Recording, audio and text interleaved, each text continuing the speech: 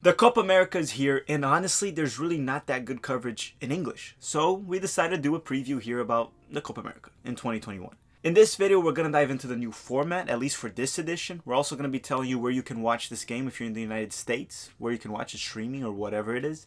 We'll also dive into every single nation in this edition. Not very deep, but at least enough so you get a grasp of what each nation has, their strengths, their weaknesses, main players, etc. Since the United States might be in the next edition, we might as well learn a little bit about every single South American nation. We might even face them in World Cup, considering we make it, which I believe we will, along with my beloved Brazil. As you guys know, I am Brazilian American, and Dustin, our producer, is also Ecuadorian American, so we'll be diving into those teams for sure, and you guys will learn a little bit more about Brazil, Ecuador, and all South American nations. Now guys, please make sure to hit the like button and subscribe to the channel if you like this type of content. I'd like to request one thing. I know a lot of you are excited for the Euros, so if you guys want us to cover the Euros here in the channel, comment down below what you would want us to do, if it's a live stream, if it's a preview, maybe prediction of the quarterfinals, semifinals. Obviously the group stage is too late because, you know, as I said, we are a democracy and not a dictatorship here in the channel. So if you all request it and I know enough to do a video about it, we'll absolutely do a video about the Euros, and I will be following it very closely. So let us know on the comment section down below, please, and hit the like button while you're at it because it takes 1 second. It's free. Let's roll the episode.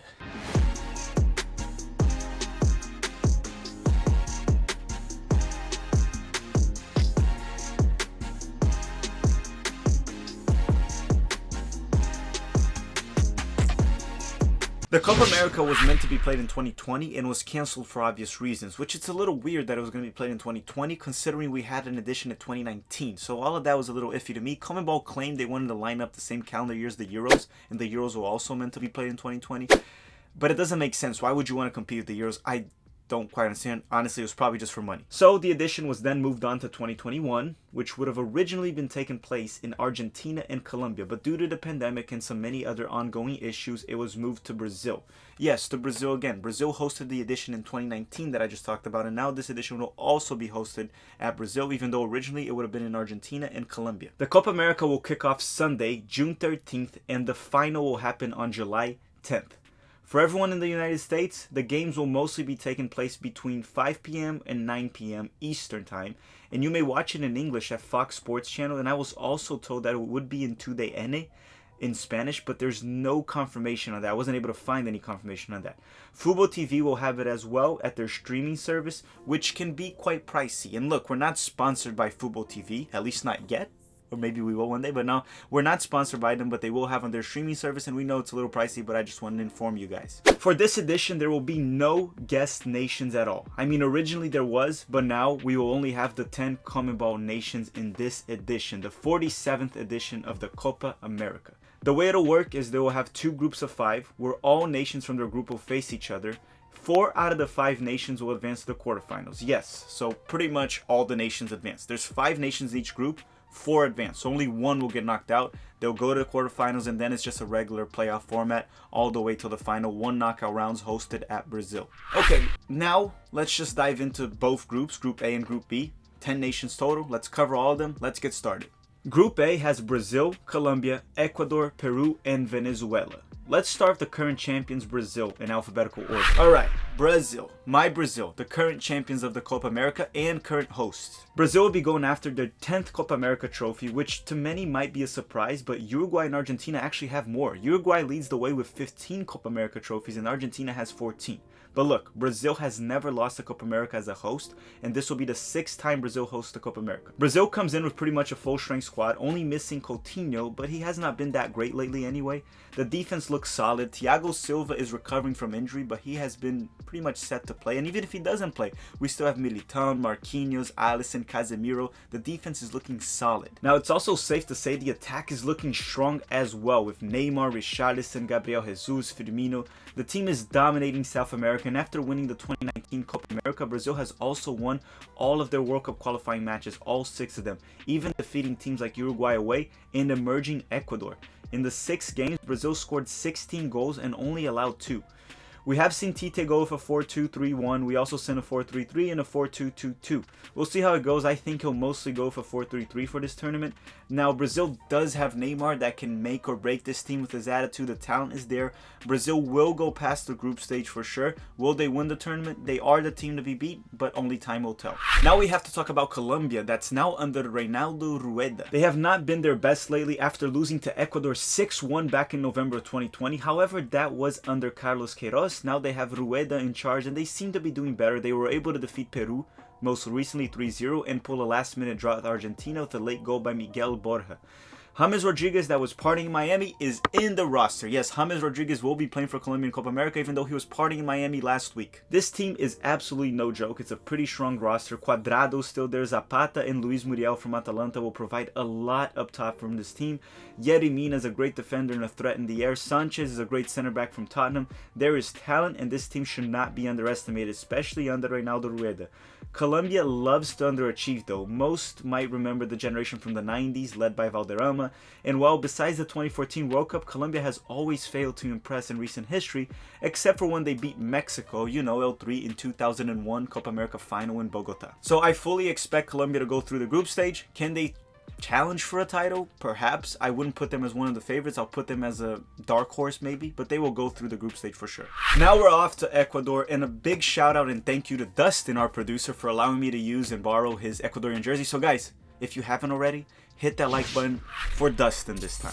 Now let's talk about Ecuador. Ecuador, also known as La Tri, you know, like El Tri, but a lot better. They are one of the most exciting teams in South America in the moment, with many young talents emerging, a great coach such as Gustavo Alfaro, former Boca Juniors, and currently making it to the 2022 World Cup, sitting in 3rd place at the qualifiers. However, the last 2 games were not the best. They lost to Brazil 2-0, which isn't too bad, but the game was a little controversial as well. They also did lose to Peru in the performance where they honestly dominated, but they just couldn't score, except for a very late goal from young prospect Gonzalo Plata. Now, Areaga from the Seattle Sounders will be there, along with Sebas Mendes from Orlando City. He's also there as well.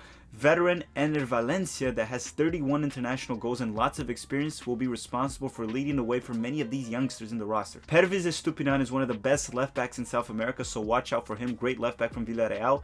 But 2 of the young prospects that I would like to talk about and watch closely are Gonzalo Plata, which we have made a video about him in the past, that plays for Sporting in Portugal, and young midfielder Moises Caicedo from Brighton, that we also talked about him as well. He was absolutely fantastic at Independiente del Valle. For them to go far, the defense has to do a better job.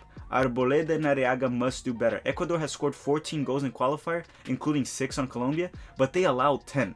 Now, are they a team to win Copa America? I don't know. This is a young team. It can have ups and downs throughout the tournament, but they will easily and comfortably go through the group stage. How will they do after? It's anyone's guess.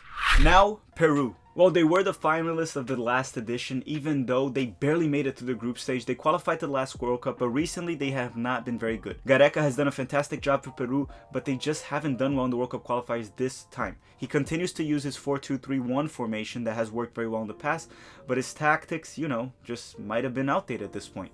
To be fair, the team was never amazing. It was just very well coached. They also did pull a surprise 2-1 win against Ecuador away at their last World Cup qualifying match, so maybe they're picking up good form right now and Gareca got it under control. Rui Diaz from the Sounders is back, but likely at the bench is Guerrero, the veteran, who might start. Galezi from Orlando City is there as well, and one of their most important players. They will rely a lot on Cueva to get a lot done in the midfield, but I don't know what to expect from this Peru team right now. They've been having way too many ups and downs recently. With that said, I think they will disappoint. But they should be able to go through the group stage. The last team I want to talk about in the Group A is Venezuela. Last edition, Venezuela surprised many by going through the group stage in second, only behind Brazil. They went on to lose to Argentina in the quarterfinals. Now, the team ain't looking very good as they currently sit in second to last in World Cup qualifying. They have some surprising results as they did only lose to Brazil 1-0. They even tied Uruguay 0-0 in the qualifiers. Joseph Martinez from Atlanta United is with them, but he hasn't been very effective in South America, so we'll see what he can offer. Thomas Rincon is not getting any younger. Otero can play a key role, but I don't know what to expect from him as well. Now, Jose Martinez will also be a part of this roster, the midfielder from Philadelphia Union. Now, I didn't see Soteldo in their roster from Toronto. That was a surprise to me. I don't have any updates on him. He was one of the best players for Santos last season, so that was a little bit of a shock for me. So, for this edition, I don't think Venezuela will go through the group stage. I just don't think it'll happen. So now Bolivia, and Bolivia will be without their best player for this tournament. Since it's hosted in Brazil, Bolivia will not have their best player, which is the altitude. Yeah, no games in La Paz, Bolivia. Now, I don't see them getting out of the group stage. Just being honest, the talent is just not there. They still count on players past their prime to perform, such as Marcelo Moreno, despite him leading in South America qualifiers and goals. And also, Arce, not having the home factor plays a big role for Bolivia. Many in South America know that, so I think they will get knocked out in the group stage. On a side note, they were able to tie Chile last match, but Chile did have 29 shots while Bolivia only had 8, and Chile also had 70% ball possession, so I just think they got lucky. Bolivia won't make it through the group stage in this group. They're the ones to be knocked out. Group B has Argentina, Bolivia, Chile, Paraguay, and Uruguay. So for this group, we will start with La Albiceleste. So for Argentina, this might be the last realistic opportunity for Lionel Messi to win a trophy with them, an international trophy, as I don't see them with much chances for the 2022 World Cup with the current roster. Last edition, they finished in third after losing to Brazil 2-0 at the semifinals. You know, Messi is still Messi, and if you have him, you have a chance. But Argentina is far from being as good as they once were. Many might argue against that. Most of them are from Argentina, but it is true. However, they are still the second best team in South America, so they are one of the favorites to win. Alongside Messi, you still have players like Di Maria, Lucas Ocampos, Tagliafico, Agüero, Otamendi still there. Now, they did release a 50-man roster at the time of this recording, so I don't have the exact shrinked roster, but I do have an idea of the players that they will bring, so those that I mentioned are likely in the final cut. Along with them, when looking at the roster, I saw Paulo Dybala, Icardi, Eric Lamela. There is a lot of talent there. But to me, the player that will play a key role is Lautaro Martinez. He will have to step up and have a good tournament if Argentina wants to succeed at this Copa America. Argentina has been struggling to score in qualifiers, and Lautaro needs to be that guy. Messi will be heavily marked, so someone will have to step it up, and I think Lautaro Martinez will be the one. In regards to formation, Scaloni has tried a 4-4-1-1, a 4-2-2-2, a 3-4-2-1, so I honestly don't know how Argentina will go. Argentina will go through the group stage with ease. How they do after, it's anyone's guess. Likely, they'll make it as far as Messi can carry them. Now, I just want to remind all the Argentinian viewers that Brazil has 5 World Cups and Argentina has only 2.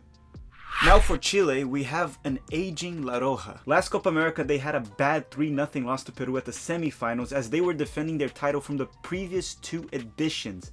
They're coming from also a disappointing draw with Bolivia, as I previously mentioned, and they also did not make it to the last World Cup. That's something I do need to point out. Yeah, this Chile generation is definitely declining for the past few years. Now, they have many players that are past their prime in the starting lineup, such as Alexis Sanchez, Isla, that currently plays for Flamengo, Gary Medel, Bravo is still their goalkeeper, Vargas up top, Aragun is in the midfield, Vidal. One of their forwards, Gian Milaneses, is someone that many might be familiar with as he currently plays for Club León at Liga MX. We also got Felipe Moura from the Portland Timbers.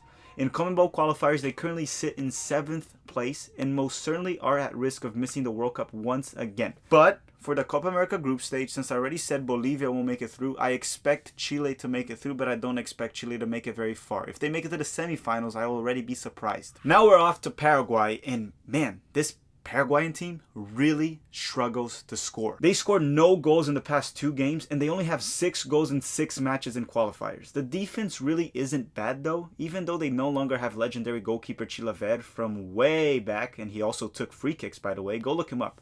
They also are not as dangerous on set pieces as they no longer have Arce, that was also a past great free kick taker they had in the 2000s. They count on former MLS player from Atlanta United, Miguel Amiron, that no longer is in Atlanta United, obviously. The Romero brothers up top can also cause some problems, but I really like the 2 center backs. Gustavo Gomez, their captain, and plays for Palmeiras. Balbuena, that plays for West Ham, offer a solid defense for Paraguay, and that's what's pretty much holding them during qualifiers. Gaston Jimenez from Chicago Fire is in their roster as well. Again, I expect Paraguay to go through the group stage. I don't expect them to go very far. It is a team that could possibly make it to the semifinals depending on their matchup, but I think they would probably lose in the quarterfinals.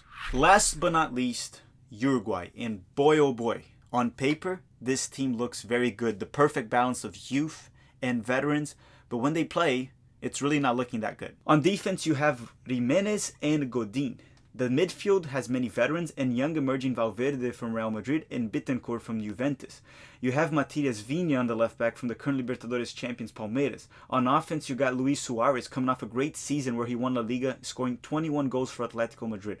Along with that, options from a young Darwin Núñez from Benfica that has been very good. But yes, no Cavani. At least I didn't see Cavani on the roster when I looked it up. Also, keep an eye on Arrascaeta, fantastic attacking midfielder for Flamengo in the Brazil, the current Brazilian champions from the Brazilian League.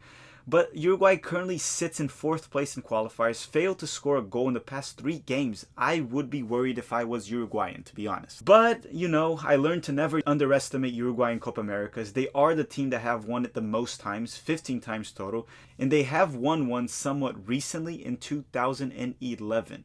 They will go through the group stage, and with their current manager, Oscar Tavares, you can put them to go very far in the knockout round. I do think Uruguay are one of the favorites, along with Brazil and Argentina, to win Copa America. I would maybe even put them ahead of Argentina.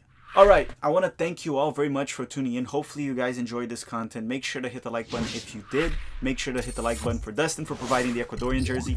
And I want to thank you guys very much. Now, my final thoughts on this. On paper, Brazil are the favorites. Will they win it? Who knows? Argentina and Uruguay are probably as strong. And then you have Ecuador and Colombia to me as the 2 dark horses that could surprise many.